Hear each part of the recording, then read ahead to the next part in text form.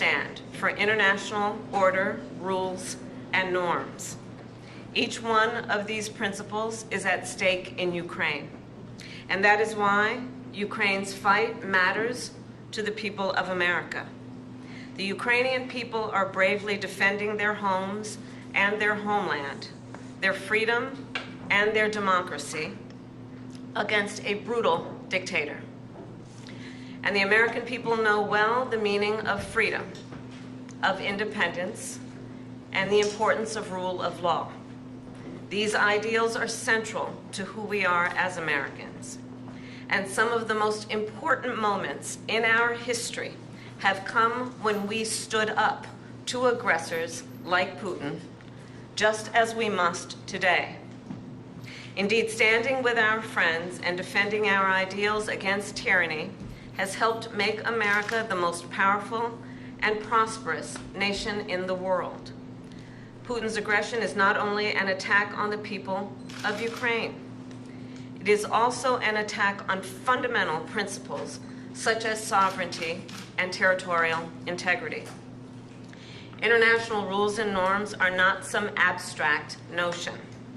They provide order and stability in our world. They support American security and American prosperity. And when they are threatened anywhere, they are threatened everywhere. History has shown us, if we allow aggressors like Putin to take land with impunity, they keep going. And Putin could set his sights on Poland, the Baltic states, and other NATO allies. We also know that other would-be aggressors around the world are watching to see what happens in Ukraine. If Putin is allowed to win, they will become emboldened. And history reminds us, and history is so clear in reminding us, the United States cannot and should not isolate ourselves from the rest of the world. Isolation is not insulation. So then, the United States supports Ukraine not out of charity, but because it is in our strategic interest. We will continue to provide the security assistance Ukraine needs to succeed on the battlefield, as demonstrated by President Biden's significant announcement earlier today. I've been proud to work alongside President Biden and the 50-nation coalition we have built up to allow Ukraine to defend itself.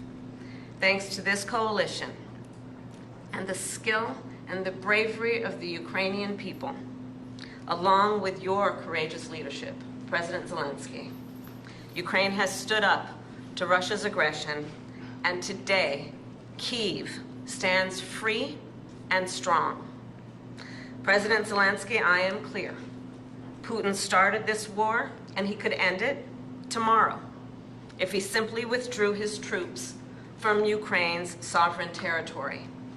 Of course, he has demonstrated no intention of doing that. Instead, he continues to assault civilian infrastructure and terrorize the people of Ukraine.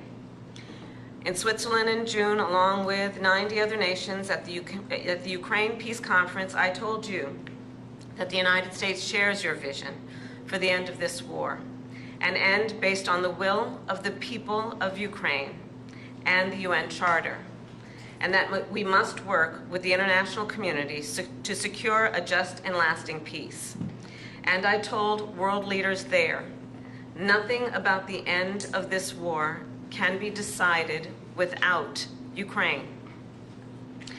However, in candor, I share with you, Mr. President, there are some in my country who would instead force Ukraine to give up large parts of its sovereign territory, who would demand that Ukraine accept neutrality and would require Ukraine to forego security relationships with other nations.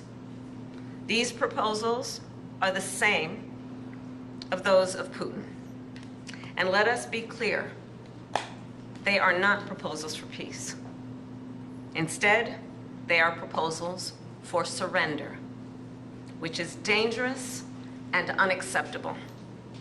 So President Zelenskyy, I look forward to our discussion today, and I will continue to work with you to ensure Ukraine prevails in this conflict and remains a free, democratic, and independent nation. Welcome back again. Thank you so much. Madam Vice President, thanks for the invitation. Happy to see you. Dear journalists, I want to especially thank you for your participation in the Peace Summit. And really it was very important, and we remember it. The format was successful. We are preparing the second one, and now we have to end this war. We need a just peace, and we must protect our people, Ukrainian families, Ukrainian children, and everyone from Putin's civil. And we are grateful to America for supporting Ukraine all along.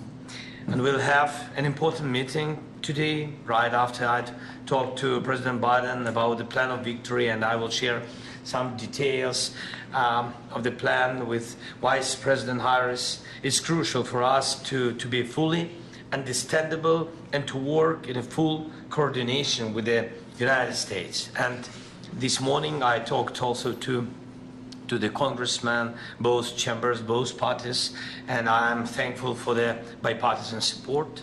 We believe this war can be won and just peace can be closer only with the United States. Madam Vice President, this is our, you said, seventh meeting? Seventh. Yes, and not last. And the third meeting, as far as I remember, the third meeting this year. Yes. Thank you, and I want to inform you about the latest developments on the battlefield, of course, and about Ukraine's actions in the Kursk region, on what has been achieved and the ambitions ahead. Today we have a new strong support package, as you said, and we have common view on the things that need to be done. We have to keep pressure on Russia to stop the war and to make truly lasting and just peace. It's a top priority for us and for other freedom-loving nations to achieve not a freezing, but real peace for us. So we need to keep sanctions against Russia strong, and we need to use the proceeds from immobilized Russian assets to protect Ukraine, our people, our cities, our front line from Russian evil. And of course, we must work hard to bring all Russian war criminals to justice. And one more thing, I want to inform Madam Vice President about the latest Russian missile and the Shahid's attacks against Ukrainian energy infrastructure. We need